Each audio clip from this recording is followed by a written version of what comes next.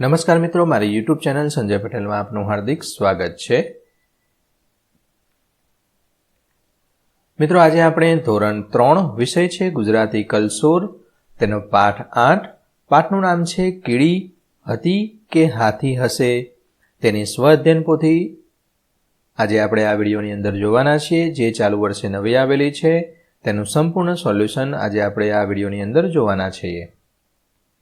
પરંતુ તે પહેલાં જે મિત્રો અમારી ચેનલમાં નવા છે, જેમણે હજુ સુધી અમારી ચેનલને સબસ્ક્રાઇબ નથી કરી, તે અમારી ચેનલને જરૂર સબસ્ક્રાઇબ કરે, વિડીયો લાઇક કરે, શેર કરે અને બેલ નોટિફિકેશન આઇકોન ઓન કરે, જેથી અમારા દરેક નવા વિડીયોની નોટિફિકેશન તમારા મોબાઈલની સ્ક્રીન પર મળી શકે.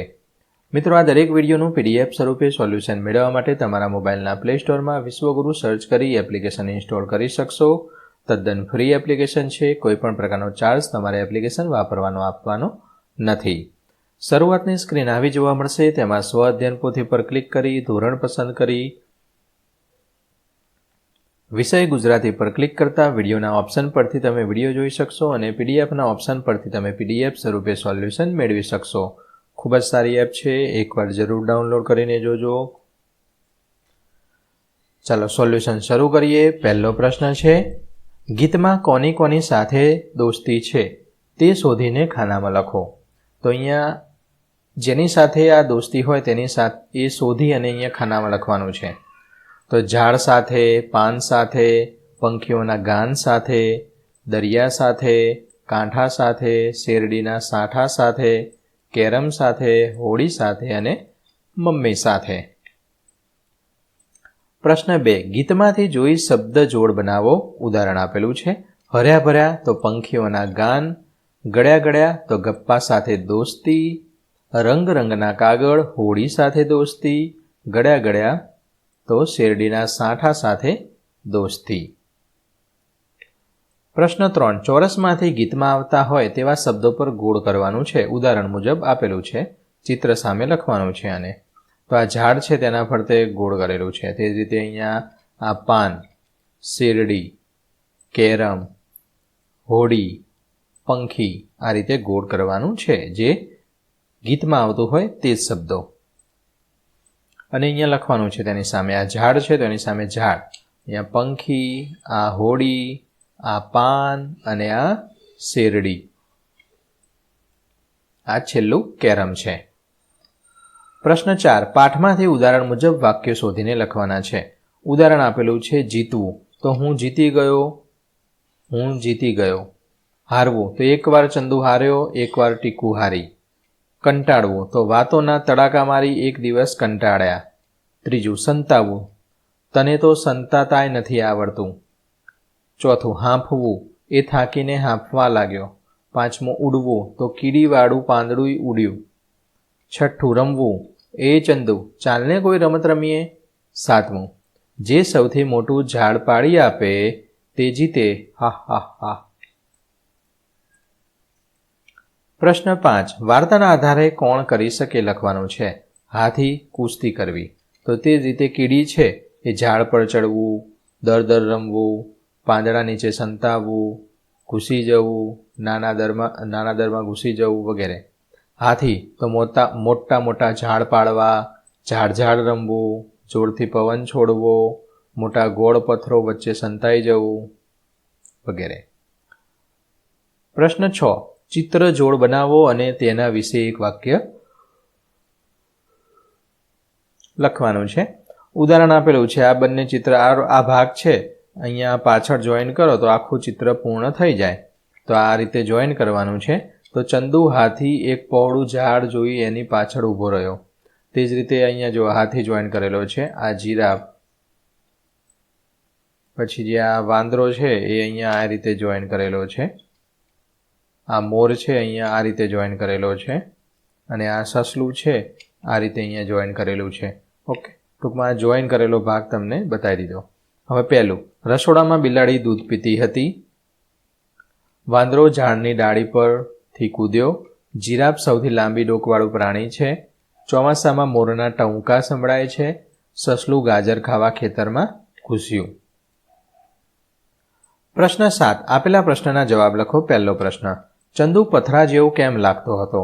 તો ચંદુ મોટા ગોળ પથરા જેવો વચ્ચે બેસી ગયો હોવાથી તે પથરા જેવો લાગતો હતો. બીજું, કીડીને ચંદુને સાવ ભોળો શા માટે કહ્યો? તો ચંદુ ઝાડ પાછળ છુપાયો પણ તેની સૂંઢ અને પૂંછડી તો દેખાતા હતા. આથી કીડીએ ચંદુને સાવ ભોળો કહ્યો. સંતાતાય નથી આવડતું એમ, ભોળો છે સાવ. ત્રીજું, વાર્તામાં કઈ કઈ રમતોના નામ આવે છે? તમે જે રમતો રમ્યા હોય તેના નામ લખો. તો વાર્તાની અંદર ઝાડ ઝાડ, સંતા કુકડી રમતના નામ આવે છે. તેમાંથી હું સંતા કુકડી, ગિલ્લી દંડા, ક્રિકેટ, કબડ્ડી, ખોખો આ બધું રમેલો છું. ચોથું, રામુએ દોરેલા ચિત્રો કેમ બદલાઈ ગયા? તો રામુએ આકાશનું ચિત્ર દોર્યું હતું પણ રાત થઈ ગઈ તેથી બદલાયું. રાતનું ચિત્ર દોર્યું તો સવાર થઈ ગઈ તેથી ચિત્ર બદલાઈ ગયું.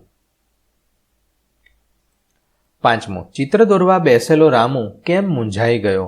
તો રામુ ચિત્ર દોરતો હતો આકાશનું, જેના રંગો સમયની સાથે બદલાતા હતા. આથી રામુ મૂંઝાઈ ગયો કે લે આ તો ઘડીકમાં કલર બધા બદલાઈ જાય છે, આવું કેવું? એટલે મૂંઝાયો કે મારે હવે કલર કયા પૂરવા એમ. પ્રશ્ન 8, કયા શબ્દ પર બિંદી આવશે? ગોળ કરી સાચો શબ્દ લખો. તો અહીંયા સાંજ એક વાજિંત્ર, અને સાંજ એટલે બપોર પછીનો સમય, તો અહીંયા સાંજ આવે. સાંજ હોય બપોર પછીના સમય માટે માથે મીંડું કરવું પડે. અહીંયા રંગ, રંગ એટલે રંગ, અને આ રગ એટલે શરીરની નસ. જગ એટલે વિશ્વ દુનિયા, અહીંયા જંગ, અહીંયા માથે મીંડું કરવાનું. એટલે કે આ જંગ એટલે લડાઈ, આ જંગ માથે મીંડું કરો તો લડાઈ યુદ્ધ થાય. અહીંયા આંખો, આંખો અખંડ, એટલે કે આંખો, અહીંયા આંખો ઉપર માથે મીંડું આવશે. આંખો એટલે અખંડ થાય, આંખો એટલે આંખો. વંદન એટલે પ્રણામ, વદન એટલે મુખ. ચિત્ર પરથી ગઈકાલ, આજ, આવતીકાલ લખવાનું છે.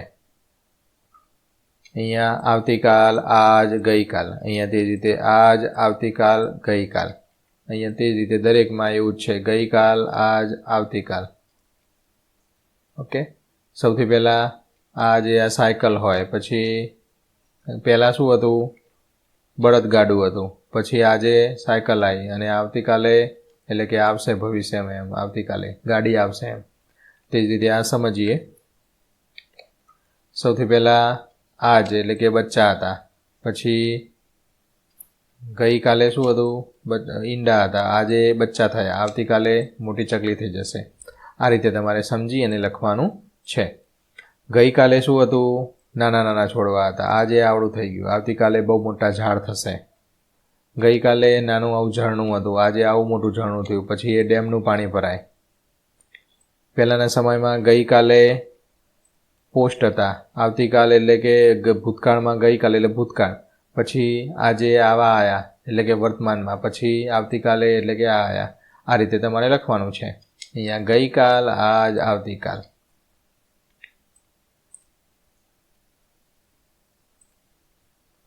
પ્રશ્ન 10, વાર્તા વાંચી લીટી કરેલા શબ્દો જેવા બીજા શબ્દો કૌંસમાંથી શોધીને લખવાના છે. વાર્તા તમારે વાંચી લેવાની છે.